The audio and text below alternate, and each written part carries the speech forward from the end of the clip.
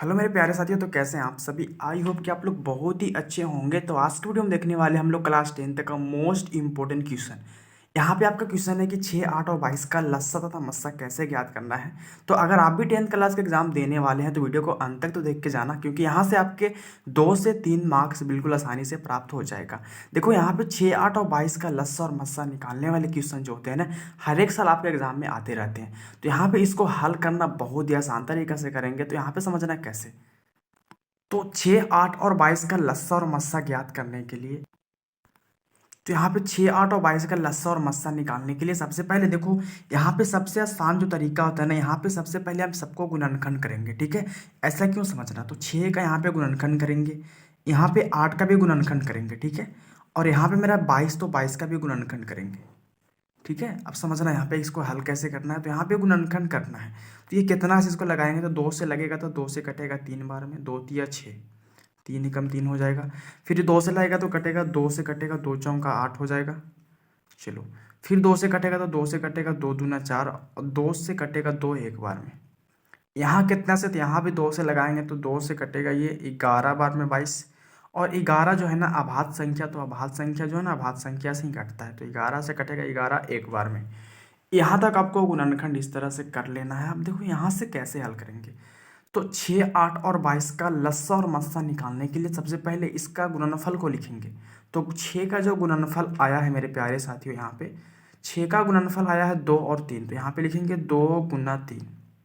ठीक है, 8 का गुणनफल आया है 2 गुना 2 आया है। ठीक है, चलो 22 का गुणनफल जो आया यहाँ पे 2 गुना क्या आया, 11 आया है। इस तरह आपको लिख लेना है।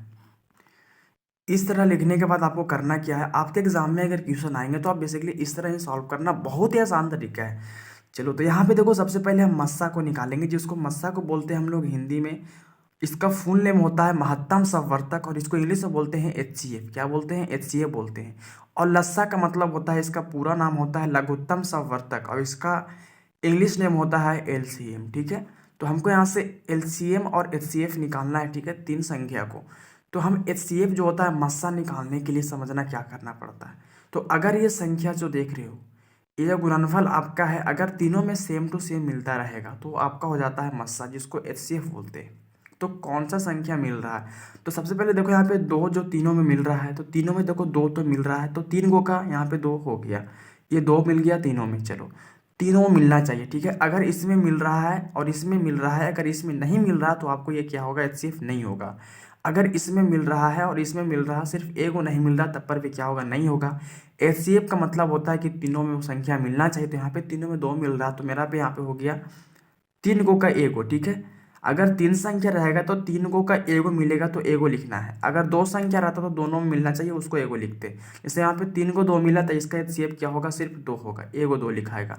ठीक है, अगर 2 भी मिलता हो, 3 भी मिलता तो 2 गुना 3 करते, 2 दूना 2 तिया 6 हो जाता। इस तरह समझना आपको। ठीक है, सिर्फ यहाँ पे 2 मिला तो आपका HCF 2 हो गया। अगर यहाँ पे 3 भी मिल जाता तो यहाँ पे 2 गुना 3 करते हो, 2 2 तिया क्या होता, 6 हो जाता आंसर। लेकिन यहाँ पे सिर्फ क्या 2 मिला है, तो आपका HCF हो गया। तो यहाँ पे HCF आपको नहीं लिखना है, क्योंकि यहाँ पे हमको मस्सा पूछा, तो यहाँ पे मस्सा लिखेंगे। ठीक है, आपको समझाने के लिए मैं HCF लिखा। अब LCM में क्या होता है, जिसको क्या बोलते हैं, लस्सा, तो उसको मैं देखो क्या रूल है समझना।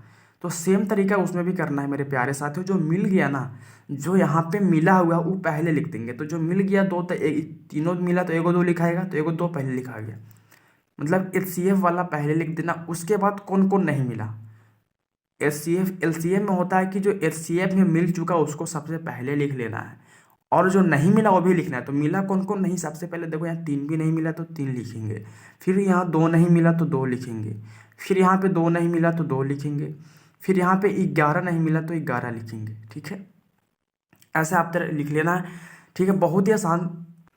तो आपको एक भाषा में याद रखना है कि जो LCM में होता है ना, LCM का मतलब जिसको लस्सा बोलते हैं, उसमें आपको HCF में मिल गया वो पहले लिख देना है, और जो नहीं मिलेगा उस सबको लिख करके आपको गुना कर लेना है। ठीक है, तो यहाँ पे हम गुना करेंगे तो 2 तिया 6, 6 दूना 12, 12 दूना 24, और 24 में हम 11 से अगर गुना कर देंगे तो कितना होगा, तो 24 एकम 24 होगा, और यहाँ पे 24 एकम 24 होगा। चलो यहाँ पे जोड़ देंगे तो 4 का 4, 4 2 6, 2 का 2, 264। ठीक है, 264 आ गया। तो यहाँ पे मेरा जो हो गया लस्सा जिसको बोलते हैं 264 हो गया, और मस्सा यहाँ पे आपका 2 हो गया। आपको सेम तरीका से कुछ नहीं करना है मेरे प्यारे साथियों, बहुत ही आसान क्वेश्चन है, बहुत ही आसानी से आप यहाँ से 2 से 3 मार्क्स बिल्कुल बिल्कुल आसानी से प्राप्त कर सकते हो। कुछ नहीं करना है, सबसे पहले जो संख्या दिया रहेगा उसको आपको गुणनखंड करके उसका गुणनफल को इस तरह लिख लेना है, और यहाँ पे आपको मिलाना है। अगर जो यहाँ पे 2 संख्या रहेगा तो दोनों मिलना चाहिए, 3 संख्या तो तीनों में मिलना चाहिए। अगर अगर तीनों संख्या में अगर आपको कोई संख्या मिल जाएगा तो आपको हो जाएगा HCF, ठीक है। और LCM का मतलब होता है कि जो मिल गया से पहले, तो आपका HCF में सबसे पहले 2 मिला तो 2 पहले लिख दो, उसके बाद जो नहीं मिला सबको लिख के गुना कर दो, वो आपको निकल जाएगा LCM। तो बहुत ही आसान तरीका से आप इस वीडियो के माध्यम से 2 से 3 मार्क्स बहुत ही आसान तरीका से प्राप्त कर सकते हो, ठीक है। तो आज का वीडियो यहीं पर एंड करूंगा, तो फिर मिलते हैं आपसे नेक्स्ट वीडियो में, तब तक के लिए जय हिंद, जय भारत।